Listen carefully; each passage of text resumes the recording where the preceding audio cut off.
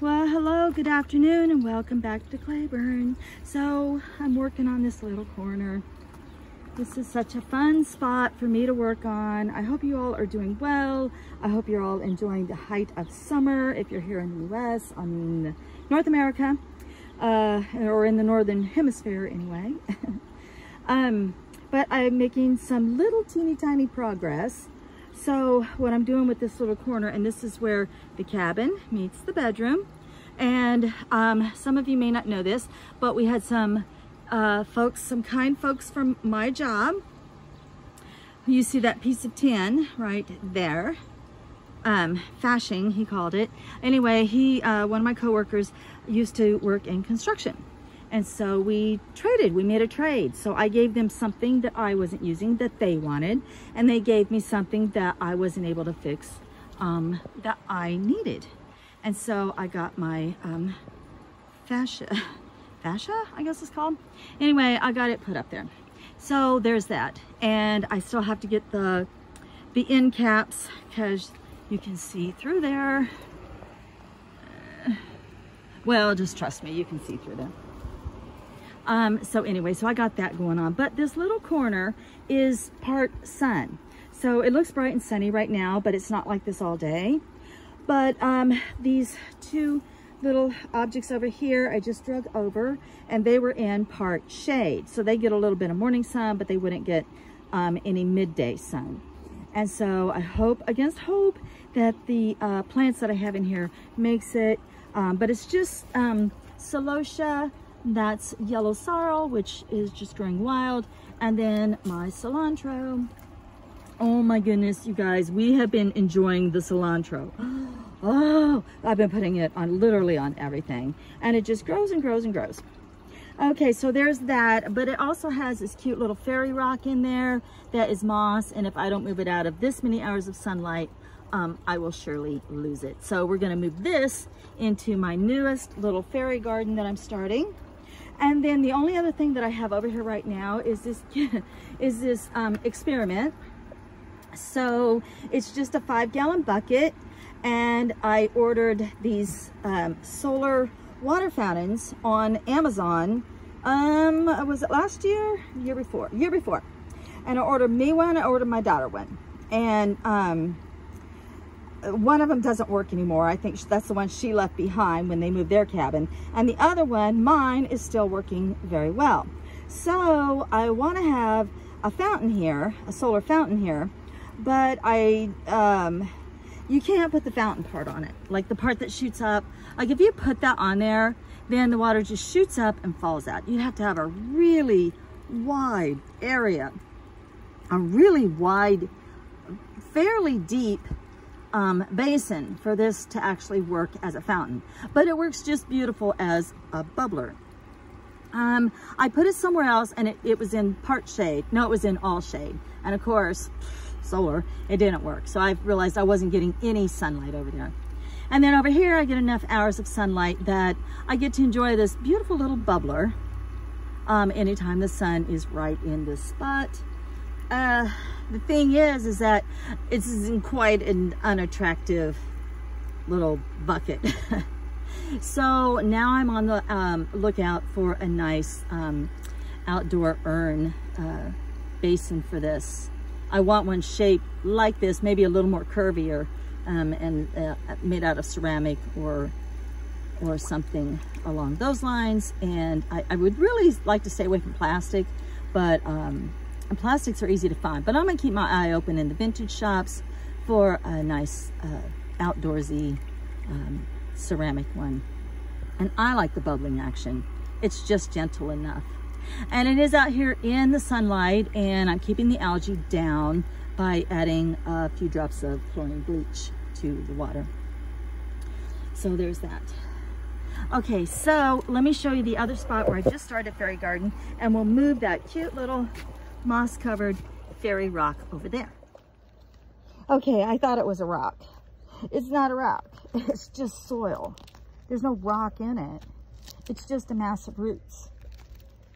So now we're over here in my newest little fairy garden. I haven't even named this fairy because I don't really know what she's the fairy of. Oh, it's so dark and pretty. Oh, that's so dark and pretty. It needs water though. I can feel how dry it is. And I need to repaint her rock. This used to say June and Everly Berry, but the animals ate all of my strawberries up on the hill, so there are no more berries. I just basically fed the wildlife with my strawberries, but that's okay. Those little critters have to eat too. If I want strawberries, I'll just move them closer. And I don't like the unattractive flower pots, so the first chance I get, I'm gonna come outside and I'm gonna paint a new village out of these upside down flower pots. There are 4 of them over here. And then I'm just basically moving moss. Since it's such a nice little spot, it's cool all day, and it's just a nice spot to grow moss. So this is where I'm going to be transplanting. And I have so much moss this year because of all the rain, tons of moss.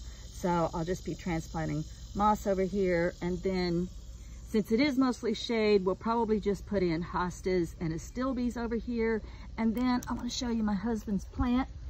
He's over here more than he's at his house. So we decided to move the plant here. It's one of those elephant ear plants or whatever it's called. I don't know. You just plant a great big giant root and it shoots out leaves. And here I'm growing zone 6B in the US, so it's only good for 1 season. I suppose I could let it die back and then pull up the root ball and store it and hope for the best and try to plant it next year. I bought a bag of 4 and only this one survived, but you can see one plant shot up 3-4 shoots so far this summer. And those leaves are huge. But you see it got a little damage when it was neglected for a couple of days and was allowed to dry out. So we lost that leaf and we almost lost this leaf, but it's hanging in there. All right, so there's that. And then I'll take you over and show you my house plants that I'm so excited about. Okay, so once again, I hope you can hear me over the fountain. But the little spider plant is doing fantastic. After the sun goes away, when I come outside, I set her down here where she gets splashed by that fountain. But when the sun's out like that, she gets moved back over here into her shady spot, and she's doing so beautiful. Okay, and then there's this little guy, and look, that was almost like barely protruding when I bought her. And now look at those cute little, like, feelers. She's got little fingers. I think those are roots. Like, I believe I could cut it off down here and then sprout that, but it's a little tiny yet. I would want, you know, there to be several leaves on there before I actually do that. But she's putting a lot of energy into providing new leaves now. And there's a couple of little leaves down in there right here that have just started. So she's in a happy place, and I couldn't be happier with her. And all I have to do, like today she feels a little dry and she kind of feels a little limp, like she could use a little drink of water. Speaking of water, I need to go over there and water that fairy fern.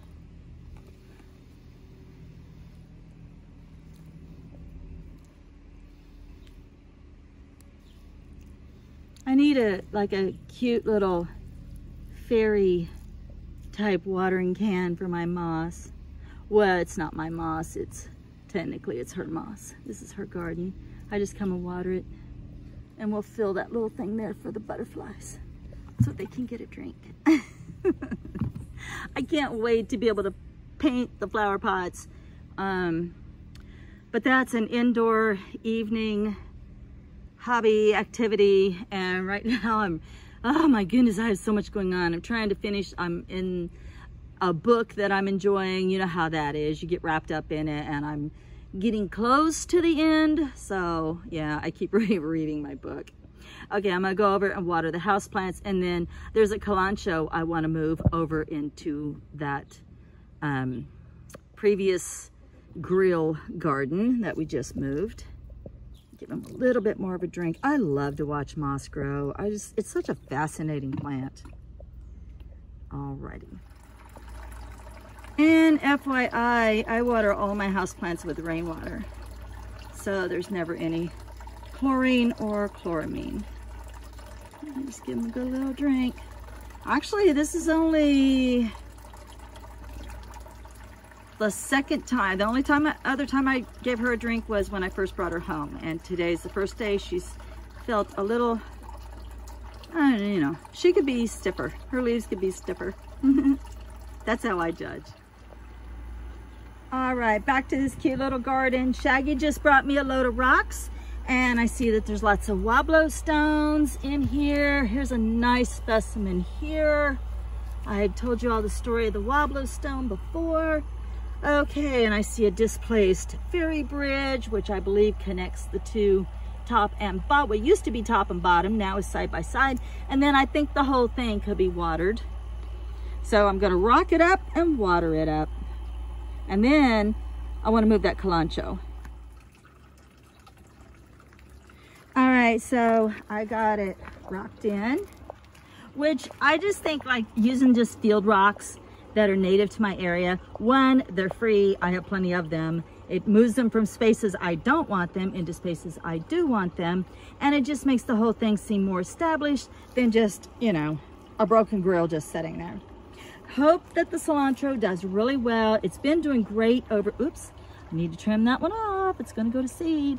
It's been doing really well in the part shade. So I don't know. I think the celosia will thrive over here in the sun. I'm hoping so. And then when it comes to a cute little Kalanchoe, remember we put this in a fairy garden several weeks or months ago. Anyway, the little Kalanchoe is surviving. She's down there with the yellow fairy. There's the top of the yellow fairy's house. She's quite buried. She's surviving, but I don't know that she's thriving. And I feel like I want to move her. I want to move her into more sun. I don't know. We're going to try it. But before I do move her, I'm going to go ahead and water her in really, really well this afternoon. And then leave her set here. And then when I get shade over there, I have a spot for her. So she'll have nice moist roots. She won't be shocky. And then I'm just gonna move her into this space right here. And then just keep a good eye on her. So when I moved the celosia over, they thrived just fine. They were doing the same thing over here. They were too crowded. So I didn't expect all these plants to get so big, but I had to take all the celosia out of this because there was 4 celosia, and there's ivy and there's stonecrop, and the stonecrop just took over. So, and then this was mostly ivy and that woodbine, whatever it's called. Anyway, it's the stuff they make absinthe out of. Yeah, that. And then the orange celosia and the red. Yeah, that's so pretty. But these are so pretty. I actually pressed some of these leaves because they just look so pretty, and I want to make a bookmark out of them. And then these attract all kinds of baby pollinators, itty bitty macro pollinators, but I still feel like I want to move a little Kalanchoe out of there. So I'm going to go ahead and edit this video together, and I will probably use the planted Kalanchoe over in her new space as the thumbnail so you can see how it turned out. All right, you guys, stay bubbly. Keep trying new things. Much, much love and light. Many blessings.